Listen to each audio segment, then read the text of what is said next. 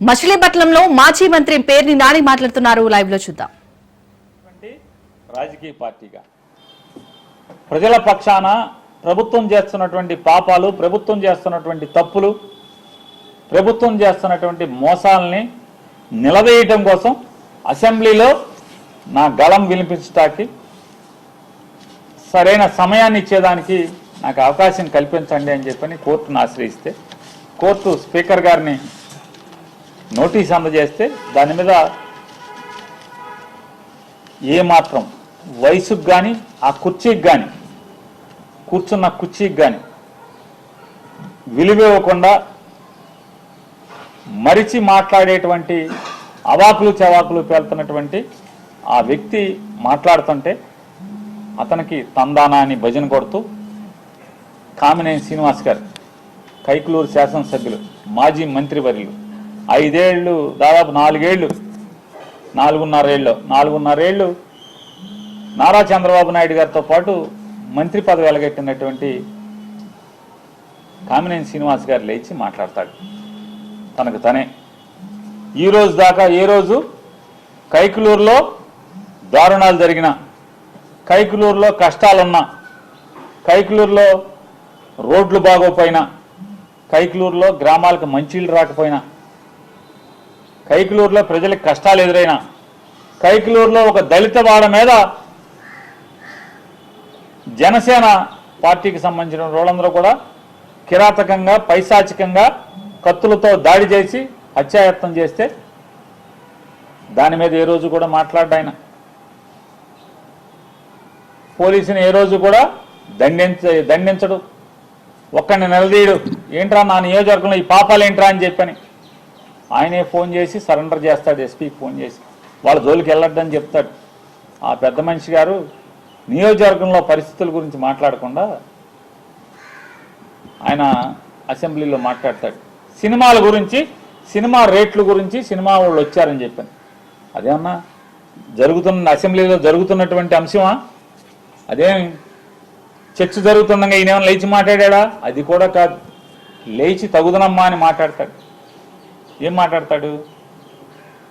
Chiranjeevi గారినంట cinema వాళ్ళందరినీ కూడా నడిపించి వచ్చాడంట.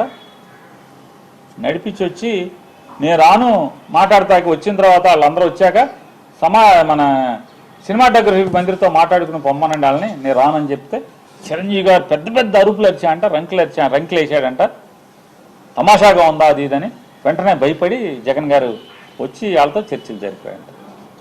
అరే వయసుకి, హోదాకి ఎమ్మెల్సీ చేసాం, మంత్రి చేసాం, మళ్ళీ ఇప్పుడు ఎమ్మెల్యేగా ఎలగబెడుతున్నాం. 80 ఏళ్ళ వయసు. ఇది విచక్షణ, ఇంగిత జ్ఞానం ఏంటయా అంటే గోతిగాడి నక్కలాగా మంత్రి కావాలి. ఆ సత్యకుమార్ గారిని రేపో మాపో పీకేస్తే మంత్రి ఇస్తాడేమో, లేదంటే 21 ఖాళీ ఉంది కదా దాంట్లో మంత్రి పదవి. ఈ వయసులో కూడా ఊరు పొమ్మంటుంది, కాడి రమ్మంటుంది. 80 ఏళ్ల వయసులో పచ్చి పాపం మాటలు మాట్లాడటం అవసరమా ఆయనకి? అసత్యాలు. నిజంగా చిరంజీవి గారు గడ్డి పెట్టాడు కాబట్టి సరిపోయింది.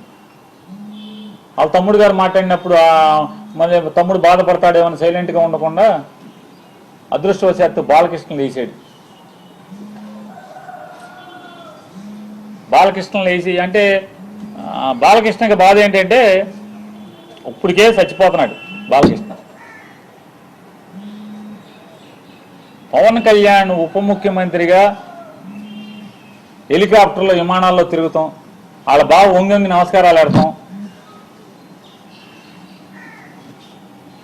ముఖ్యమంత్రితో సమానంగా జామర్లు ఉన్న కారు, ముందొక 3 పోలీస్ కార్లు, వెనక ఒక 10 పోలీస్ కార్లు.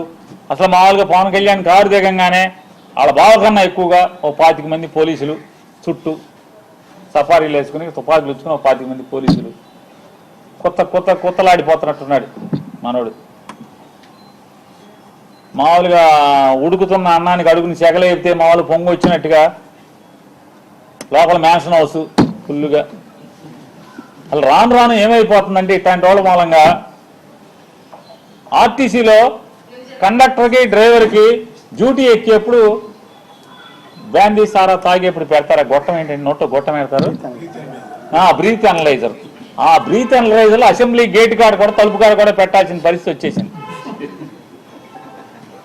రాబోయే ఇక మామూలు ఇట్లాంటి వాళ్ళు ఉంటే ఇక అంతే కదా, ఏమవుద్ది?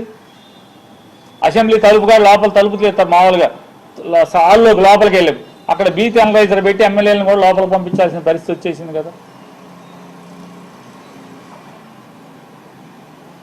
తప్ప తాగి కళ్ళు నెత్తికెక్కి మాట్లాడతాడు, సైకో అంటాడు. ఎవడు సైకో? బాలకృష్ణ ఎవడు సైకో? ఎందుకు సైకో? పవన్ కళ్యాణ్ హోదాని ఆ వెలుగుని చూసి ఏడవలేక సైకో. నువ్వు సైకో. ఎవడికి సైకో? మాకేం సైకో? ఏం చేశాడు సైకో? సిగ్గు లేకుండా నేను కలవలేదని చెప్తావా? రోజు పురాణాలు నోట్లో ఒల్లివేయటం కాదు, బట్టి పట్టం కాదు, వేద మంత్రాలు బట్టి పట్టం కాదు, దేవుడి పద్యాలు బట్టి పట్టం కాదు. నాలుక మీద పురాణాలు, ఉపనిషత్తులు, వేదాల్లో ఉన్న వాక్యాలు